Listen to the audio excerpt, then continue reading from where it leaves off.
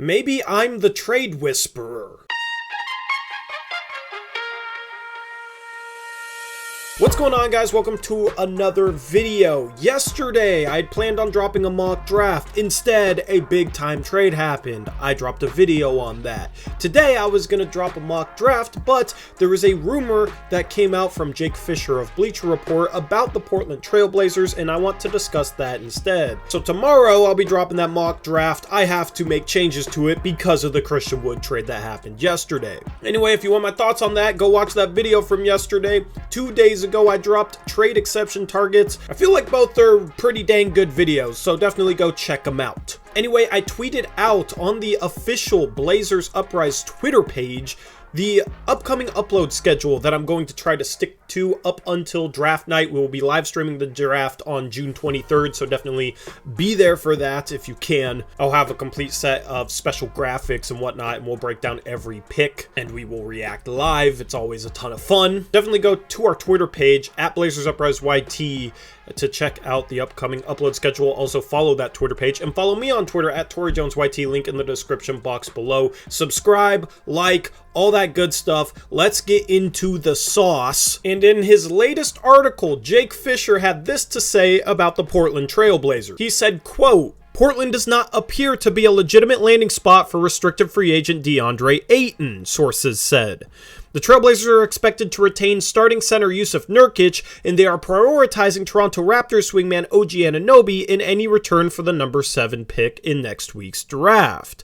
But there has been increasing talk about Portland potentially targeting the 7th selection to Oklahoma City for number 12 and a package that could include Dort. What's crazy about this is moments after we did not move into the top 4, moments after the draft lottery where our pick fell to 7, I tweeted this out. We will see if this prediction ends up coming true, but this is what my gut feeling at the time told me, and now there is somebody that's somewhat legitimate in Jake Fisher reporting that this is a possibility. 7 for 12 in Dort, and then 12 for Grant would make much more sense than just 7 straight up for Grant, obviously. And if this happens, this wouldn't be the first time that I've called a trade. There wasn't many rumors about this, but I tweeted this out on the morning of the trade deadline. I said leading up to the 2021 trade deadline that don't be surprised if Gary Trent Jr. gets traded. It seemed like not a ton of people expected that, and I called this trade. The only difference was Portland didn't include 2 future seconds. It was even better than I thought it would be. I've also been saying that DeAndre Ayton isn't a target that makes sense for the Portland Trail Blazers, and that I don't believe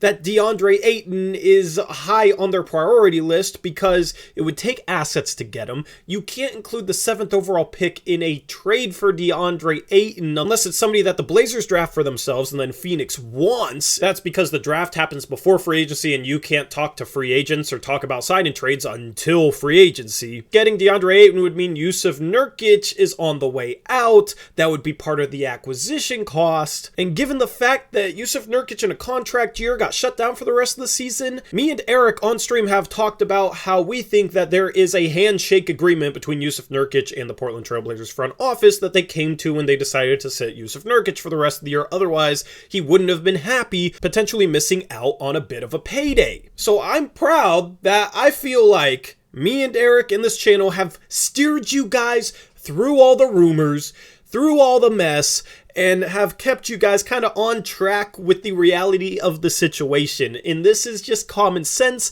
It's nothing to do with sources here or sources there or any sort of thing like that. It's just thinking through things realistically, and having studied this, me and Eric have a pretty good feel for it. And that's why this is your #1 stop when it comes to off-season content and covering trades. It's also your #1 stop for the draft, since me and Eric are draft and college basketball nerds, and we know the strengths and weaknesses of probably every player that's going to get drafted a week from today. Anyway, let's talk about OG Anunoby and Dort. It's no secret that the Blazers want OG Anunoby. He would make a ton of sense for them, being a good on-ball defender with the size to guard 3s and 4s. He can guard 4 positions. He's an offensively talented player as well. Still very young. OG Anunoby would make a ton of sense, and this is a guy that I think Dame would like. I also think Dame would like Dort.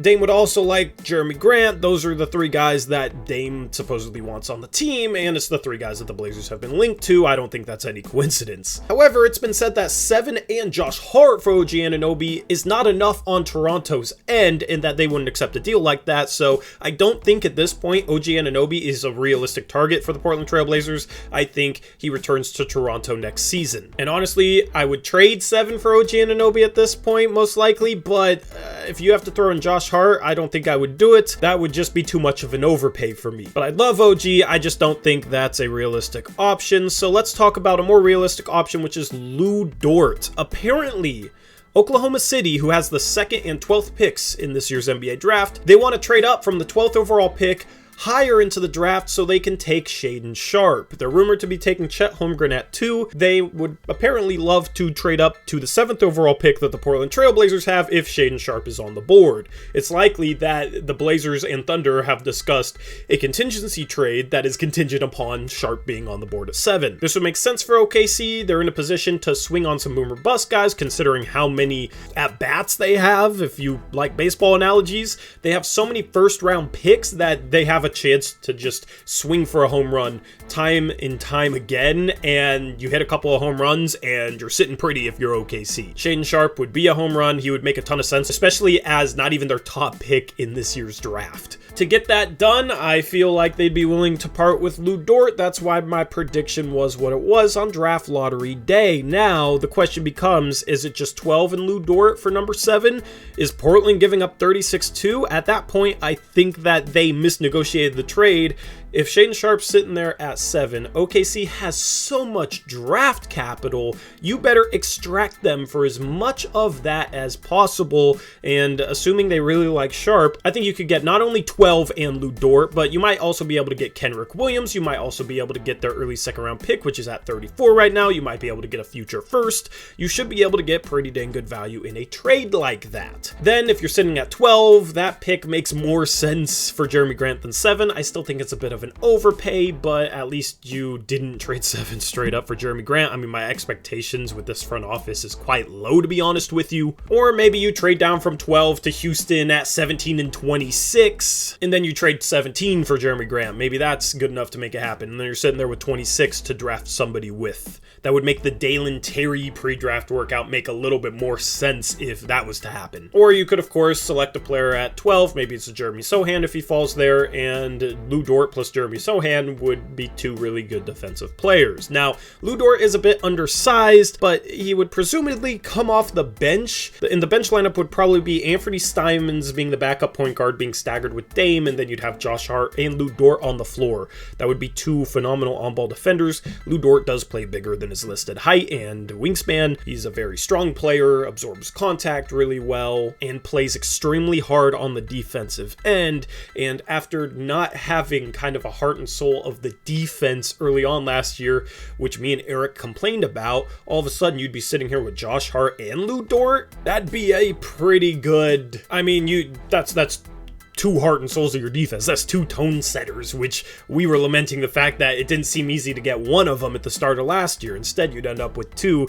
You would have a bench lineup with 2 guys that absolutely compete defensively. And then Josh Hart, we all know that he can do some things on the offensive end, and Lu Dort can do a little bit offensively as well. He's not a good shooter, but maybe playing next to more talented players might help him out a little bit. And I think he has some upside offensively. He's on a very cheap contract. He's making a little less than $2 million per year. Portland could use their $3.2 million Nickeil Alexander-Walker trade exception to absorb his salary, and he's still only 23 years of age. Now he would become an unrestricted free agent the year after, which could be troublesome for Portland, which would maybe justify them trying to get more back in a trade from OKC, but he would come in and be a phenomenal point of attack on-ball defender, which the Blazers sorely need. They have one in Josh Hart, but outside of that, Nasir Little can defend on the ball, struggles off the ball ball, and he's hurt a little bit too much. The Blazers, I think, need one or two more point of attack defenders, preferably one with more size than Lu Dort, but if they got Lu Dort, I guess I couldn't complain too much. I think off the bench, you could play Lu Dort and Josh Hart at the 2 and 3 spots, and you would be okay. I just love how competitive Lu Dort is at the point of attack. I think that he and Josh Hart can adequately guard threes, at least. Beyond that, I like Jeremy Grant more if you address the on-ball defense more. Jeremy Grant is a good off-ball defender, but poor on the ball. He's kind of like Rocco, not exactly the same defensively, but he's a bit like Rocco.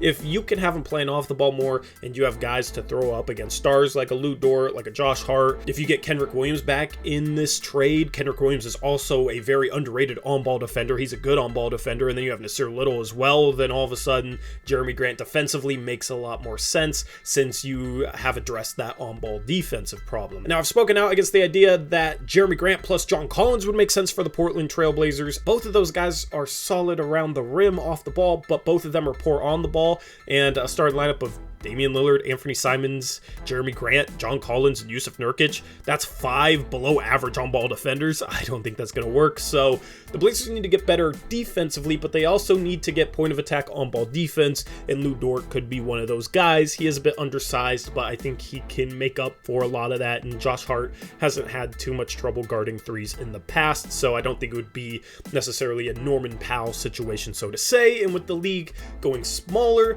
going more perimeter-oriented, I think the Blazers will be fine and have a chance defensively, and Lu Dort would be a solid pickup if they also got back a little bit more value in trading down from 7 to 12. If it's 7 for 12 in Dort, I'm disappointed in the return, but I'm okay with the trade. If they can get back more value, then I'm more happy about it. Anyway, let me know what you think about Lu Dort down in the comment section below. Is this a guy that you want? Is this a guy that you would shy away from? How much would Oklahoma City have to give up in this type of trade in order to get you to want to do the trade? And then if the Blazers ended up with 12, what would you want to do with that pick after that? Is that a low enough pick where you'd be okay trading it for Jeremy Grant? Would you try and do some other things with it? Let me know down in the comment section below. I really enjoy reading your comments. Also, subscribe if you haven't already, and leave a like on this video, and I'm out of here. I'll catch you later. Until then, as always, peace out. Go Blazers.